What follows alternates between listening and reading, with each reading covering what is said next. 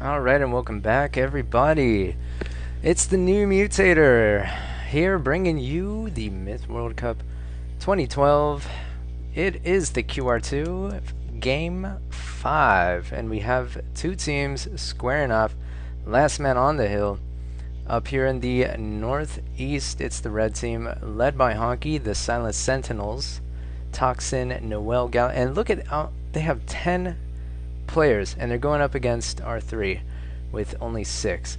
But I'll go ahead and list the players. Toxin, that's Pogue, I believe. Khan, Monty, Asmo, Roadkill, Lizard King, Jotun. Once again, correct me if I mispronounce anything, unless you don't want to. Blonde, and opposite them in the southwest, it's the kind of grayish white team here, led by Ratking. It's R3 with Muse, 10 Cremisi, K-Size, and Slate. Now, I had already started casting this game and was about halfway through it when I was interrupted. I am doing something of a guerrilla cast here because, well, there's a lot of reasons for that, and I'm not going to get into it right now. But just kind of keep that in mind as you go through these videos, that each one is kind of hard fought for by me to be able to bring this to you, and so that's why that's kind of I want to do the best job I possibly can with these. So if you can think of anything at all you'd prefer me to do other than I'm doing, you know, and you want to just give me some pointers or whatever, go ahead and go for it. I can use all the feedback I can get, and I do enjoy hearing back from people who have seen my videos, even if you don't like them. You know, I've already had a couple of messages, not by people that didn't like my videos, but they definitely had some suggestions that they thought that I should adhere to. And I'm just going to reiterate that deeper into this tournament, I think I think these videos will be a little bit more, I will spend a little bit more time on these, hopefully. We'll see exactly how this pans out. I'm not promising anything.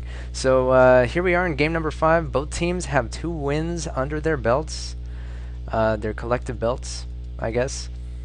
We see 4 dwarves here. Game on. 4 R3 and 5 whites. We see 4 whites and 6 dwarves here for the Silent Sentinels.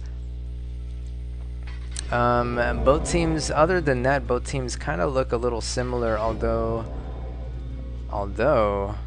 I think R3 is taking Thrall and Sentinels are not. I don't know, let's go ahead and get into this game, deep into the nitty-gritty here. Both teams kind of, you know, doing the usual thing with the dropping the satchels. I know I just barely touched on this in other casts, but it's pretty typical to drop satchel charges with your dwarves. They start out with 4 typically, and by dropping them, it's just a it's kind of a I don't know, you're dropping them so that you're not carrying them around. They're highly explosive. If your dwarf dies, those satchels, you know, they don't just disappear. They remain where the dwarf died. So that can actually work against you if the opposing team capitalizes on that with touching off those explosive satchel charges there.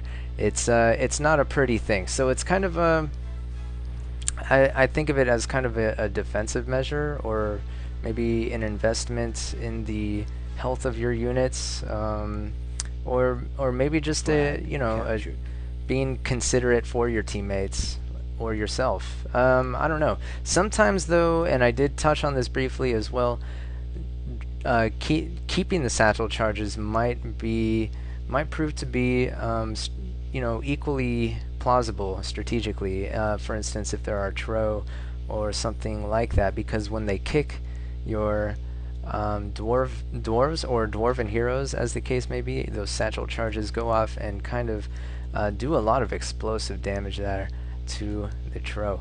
So here we have both teams. They're all loaded up with pus and they're squaring off. The R3 force. There's a ton here. There's a ton in the south, and there's a little bit kind of a skirmishing.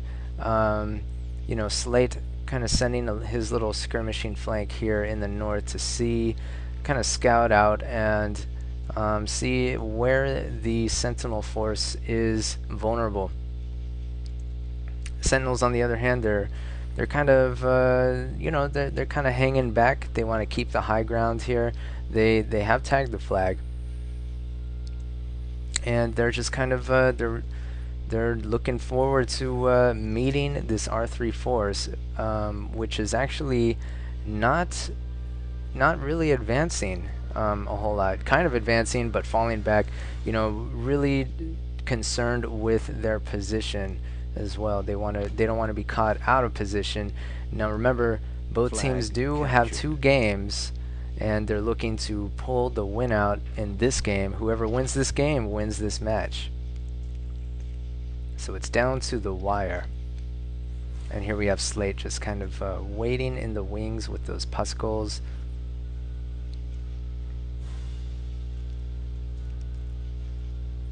Asmo has left the game. So, you know, I mentioned that Sentinels have 10 players. Well, actually, they're only fielding 6. So it's going to be a 6-on-6. And 10 there forces the auto pus, not able to take out Blonde's goal, and Blonde's goal, the goal's pus doesn't get set off, so Blonde really lucky there. Kind of a mistake. And Ratking's goal gets pus there by Honky with the defensive pus, taking out that pus goal. So now both sides are going to engage here, and there's going to be something of an engagement here as well, with Slate kind of running down the force here and using his Myrmidons, and I believe that's a hero, the Heron hero there, to kind of mess up this north squad here with the Lizard King and Roadkill. So Slate doing a good job disengaging and keeping losses at a minimum. Down here, though, we're going to have some more, you know, just skirmishing with those archers, those ranged units, shooting back and forth, the ghouls zipping in and out, unloading the pus, trying to do as much damage as possible, and opening up avenues for the other units to kind of come in and deal some damage. And something similar is happening here. I mean, Slate getting pussed, his units are going to take some damage, but he's just going to run away because Roadkill is threatening to engage with his dwarf.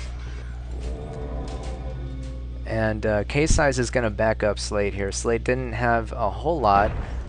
He did have a sizable melee force, and he still has a couple of Myrmidons, but he just kind of ran in there to try to disrupt the Sentinel army there. Sentinel's kind of in a superior position here in the north. Their forces are not unequal, but Slate trying to run in and take out some of those archers, but he's going to be denied any kills, and he's going to take some arrow fire himself, trying to take the heat off of his teammates here, Kremisi and K-Size. R3 did tag the flag. It is 67 to 75% in favor of the Sentinels, and that's probably because Blonde got lucky there. Actually, it probably doesn't have anything to do with that, and I'm just making that up. So Slate doing a good job. I mean, he took a lot of damage and he from those bows, but he is able to run interference and keep this force occupied while his team can reposition and you know, try to do some damage themselves. Although they're not really doing a whole lot right now, and that's because Monty is opposite them. He's able to control those archers pretty well. He's able to do a lot of damage, and he's able to evade with his archers as well. So he's kind of a formidable opponent when it comes to these ranged battles, even though he does have Kremisi and K-Size both working on him. We see he does lose an archer there. So this is going to be an interesting battle to see. The south, it looks like, has completely stalled, more or less, just back and forth, pushing with Thrall and then retreating. So this is where the action is. K-Size trying to send in a unit, but it goes down pretty easily there. Ratking trying to come in from the side. Really, they're trying to just annoy Monty's archers so that those archers can be picked off. And if those archers are picked off, then K-Size has a good chance of sniping these dwarves. And that dwarf does go down with the wasted heal there. So pretty good snipe there by K-Size. But he does lose an archer in return, and it's now 2 archers on 2 archers, Monty and K-Size. K-Size needs to do something about that fire there. 63 to 62%. It's just about even. Slight advantage though to the Sentinels. Uh-oh. And it looks like Slate is going to be engaging there with his Heron Hero and taking out Monty. That's not what you want to see if you are on the Sentinel squad. There's 1 minute remaining in the game. Everybody's going to need to rush to the flag. Sentinels do control the flag, and they're going to need to hold it for 45 more seconds if they want to take this game. But they're in a very, very difficult position here, and R3 is bearing down K-Size with his dwarf. Over here we see Thrall trying to run to the flag, and however, Muse is being Khan is trying to distract Muse there. Muse needs to get his butt to the flag. Very wise decision there, saving that pus for the end game. Flag contested. But Muse needs to turn around and get to this flag. Those Thrall are going to get cleaned up. They're going to try to keep R3 from contesting. That dwarf though is in some trouble, but they are able to save it. However, it is going to take some fire from K-Size's archers here. And Ratking is going to be contesting along with Slate with their Heron Heroes. And that may be the deciding factor if they're able to keep those alive. Slate does lose his Heron Hero, and Ratking is in danger of doing the same. However, they have, K-Size did send a Thrall, and they're going to be contesting with their archers as well. They just lost 2 to Blonde's dwarf, trying to get close as possible to contest that flag and stay in this game. It is 16% to 29%. R3 is up in percentages, and that's because Muse was able to clean up in the south, and he is now on his way en route to the flag. Can Sentinels hang on? It doesn't look like it. Flag captured. Very nice contest by R3. Game over.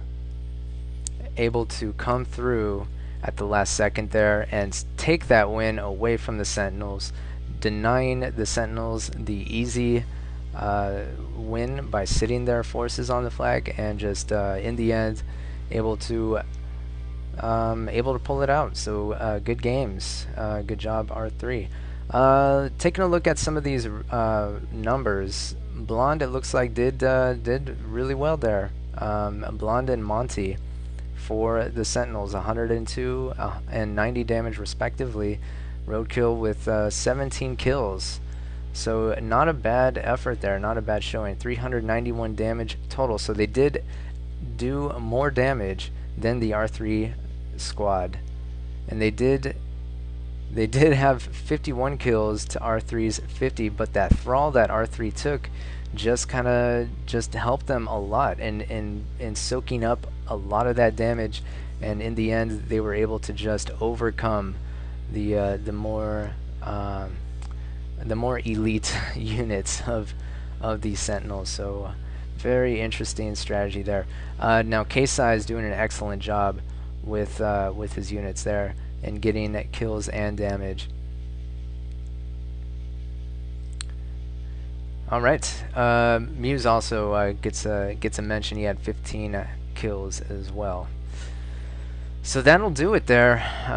Look at these. This is total kills over time. So Sentinels were up for the kind of the first half of the game, for most of the game actually, for the almost the entire game, they were up in kills. Look how close it was. Damage over time. Both teams just kind of neck and neck there. So pretty exciting end to this match. R3 is going to take it though 3-2. And that is it for the QR2. It's on to QR3, and that's going to start any day now.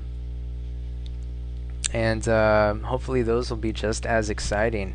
This is NewMutator signing off for the Myth World Cup 2012.